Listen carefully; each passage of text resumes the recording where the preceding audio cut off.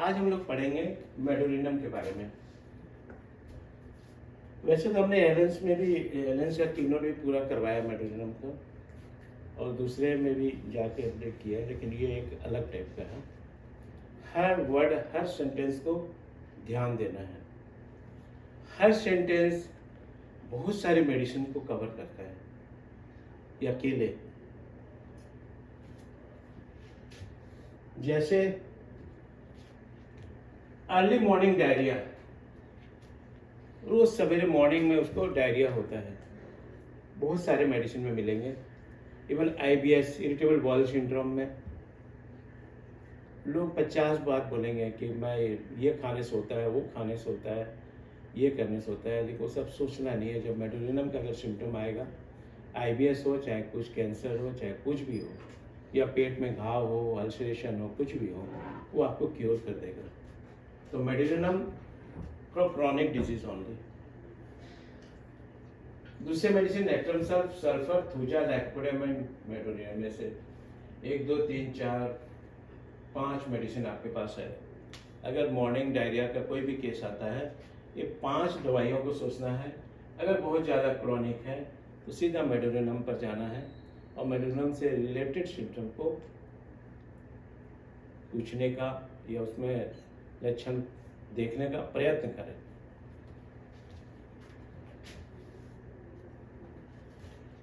इसका देखो, मेडोरिनम का सबसे बेस्ट सिम्टम एक और दे रहा हूं आपको। Tip of the nose cold, nose के ऊपरी भाग ठंडापन लगेगा। पेशेंट को पूछ सकते हो, ठीक है। इसलिए ये वर्ड को पूरा अपने बढ़िया से रट्टा मार लो।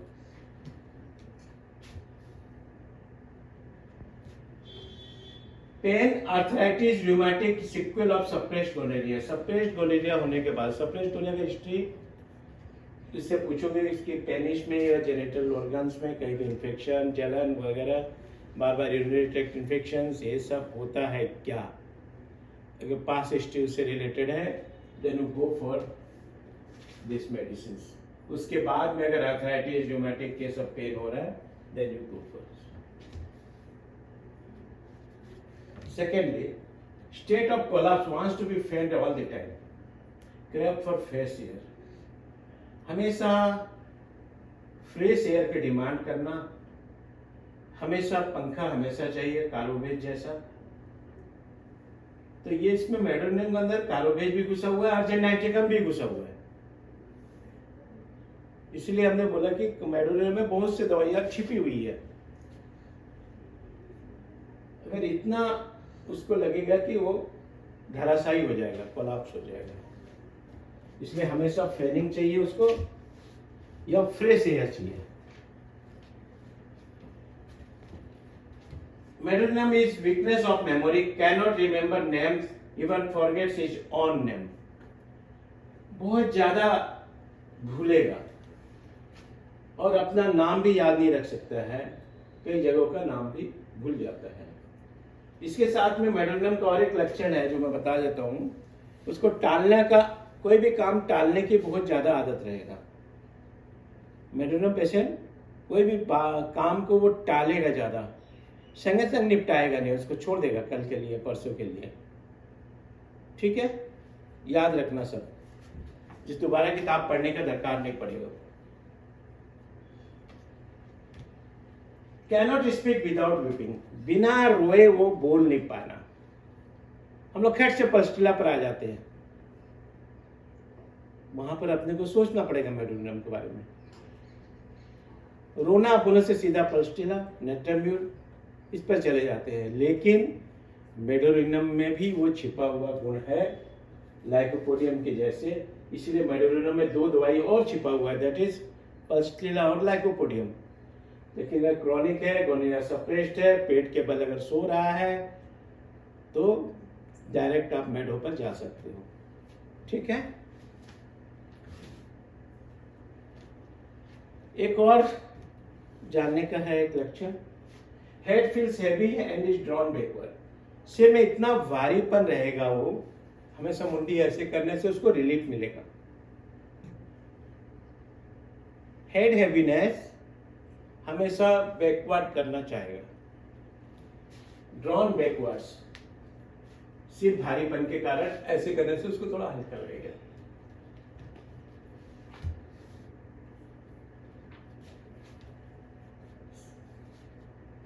मेडोनियम का और एक लक्षण है sensation of tightness and contraction extend down whole length of spine. पूरी स्पाइन में दबावपन, टाइटनेस और कॉन्ट्रैक्शन, कोई स्क्वीज कर रहा है, दबा रहा है मेरा रीढ़ की हड्डी को, पूरा ऊपर से नीचे तक स्पाइन पूरा। ठीक है।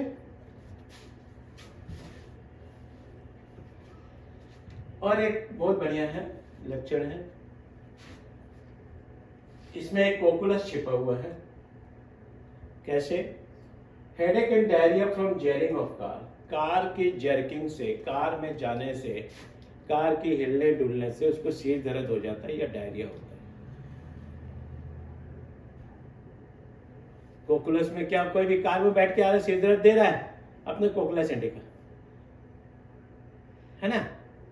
तो उसको थोड़ा सा समझो कि मेडोनियम भी एक दवा है जो जैरिंग ऑफ कार्स, कोकुलस में बैठने से, लॉन्ग ट्रेवल करने से उसको वॉमिटिंग होगा, हेडेक जो भी होगा, जर्नी से होगा, पर कार को हिलने डुलने से, जर्किंग, कार की जर्नी से, जर्किंग से उसको हेडेक होना। इसलिए गाड़ी चलाते समय बोलेगा धीरे से चलाओ, जर्किंग होने से उसको तकलीफ होता है। मेडोनियम पेशेंट एपिटाइट रेवेंसेस है अगर इमीडिएटली आफ्टर, खाना खाने के बाद भी बहुत ज्यादा भूख लगे रहेगा। दूसरे मेडिसिन है सीना, लाइकोपोडियम एंड सोलिनम।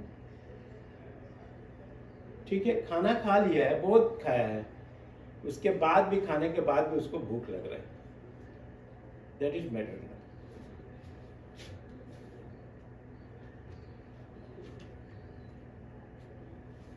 एनस से Ojing of moisture from anus, anus से एक लिक्विड टाइप का जाएगा, डिस्चार्ज होते रहेगा, जो बहुत ही फेटिड ऑर्डर ऑफ फिश प्राइम, मछली के पानी की तरह एकदम बनते रहेगा। दूसरी मेडिसिन है कॉस्टिकम एंड निकोसल्फा। तो मेडोनियम में कौन से कितने, 4 मेडिसिन तो यहाँ छिपा हुआ है, कैल्शियम का, बेंजोइक एंड कॉस्टिकम ने हिलकर, ये चारों का ही अकेला मेडोनियम काम कर देगा अगर मेडो का सिम्टम रहा तो। इसीलिए मैं बोलता हूँ मेडो में बहुत सारे मेडिसिन छिपा हुआ है। Medorrhinum full of urinary system problem से ग्रसित होता है। सीवियर पेन एंड बैकिंग एक renal region, amelioration by profuse urination, पेशाब जितना ज्यादा होगा उसमें उसको रिलीफ मिलेगा। इसमें कितने मेडिसिन छिपे हुए हैं? लाइकोपोडियम में छिपा है, जेल्सिमियम है, अर्जेंटाइटिकम।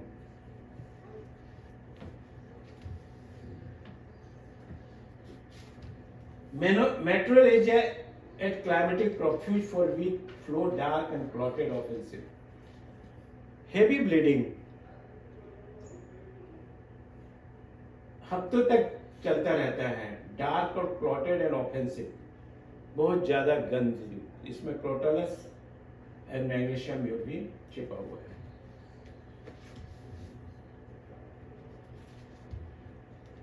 Breast and nipples sore and sensitive to touch, breast cold as ice to touch, especially in nipples, rest of the body warm. Breast के निपिल एकदम ठंडा बर्फ जैसा रहेगा, बहुत सेंसिटिव टू टच, बहुत ज्यादा दर्द रहेगा। Rest of the body warm during menses, during menses nipples ठंडा रहेगा, बाकी पूरा बॉडी गर्म रहेगा। Dyspnea and sense of constriction can inhale with each, but no power to exhale. Dyspnea में क्या, श्वास तो ले सकता है, छोड़ने में उसको तकलीफ होता है। इनहेल करेगा बहुत बढ़िया से, छोड़ने में उसको तकलीफ होगा।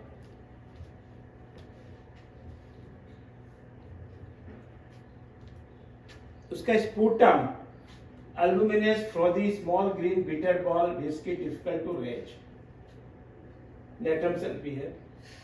पूरा स्पूटम अल्बुमिनस फ्रॉथी रहेगा, ग्रीन रहेगा और बिटर बॉल्स, छोटे छोटे कड़वा टाइप का बॉल्स टाइप का स्वाद रहेगा उसमें।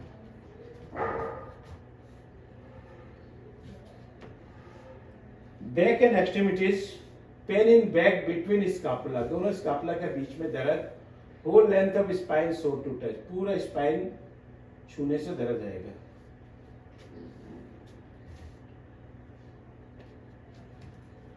Heaviness of leg feels like a lead. Walking very difficult. Legs are so heavy. Legs give away. पैरों में भारीपन इतना ज्यादा लगना, वो चलने में उसको तकलीफ होता है। मेरा पैर इतना भारी हो गया, मैं चल नहीं पाता हूं। ठीक है, ये मेड़ों का लक्षण है।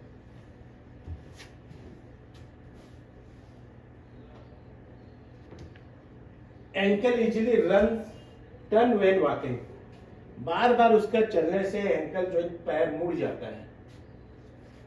Burning of hand and feet भी इसके साथ रहेगा।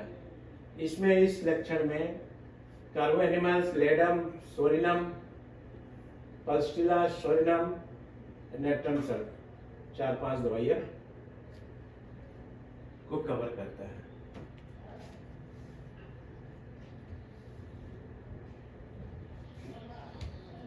Burning of hands and feet, हाथों में जलन और पैरों में, सोल में जलन। ये पैर बाहर निकाल के सोता है, मेडुलिनम में सल्फर का पेशेंट। ठीक है, सेगुनेलिया, pulsatilla, psorinum and natrum sulph.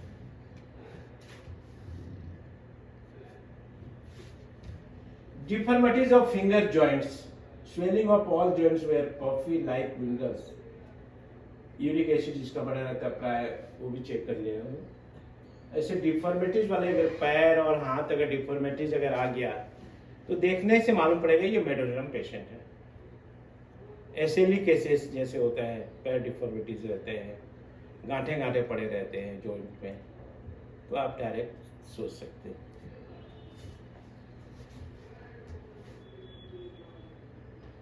Relation, the burning feet of sulfur and restlessness fatigue led feet of zinc are both found in the same time in the medullum.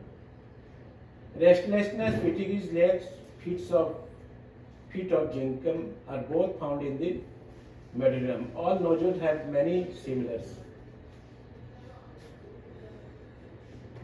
Aggravation, when thinking of it, इस बीमारी के बारे में सोचने से उसको तकलीफ बढ़ जाता है, ये याद रखना।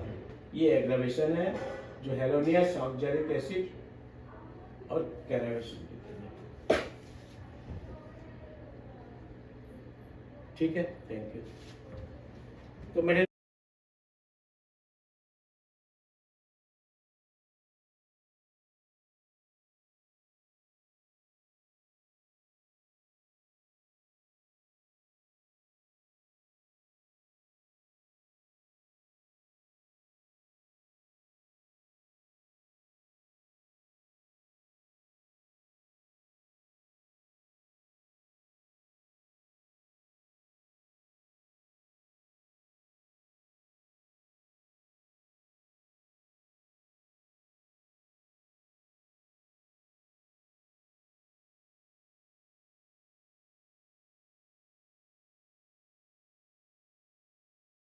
We are providing 6 months practical clinical training for BHMS graduates, and that will actually help you to become a good practitioner.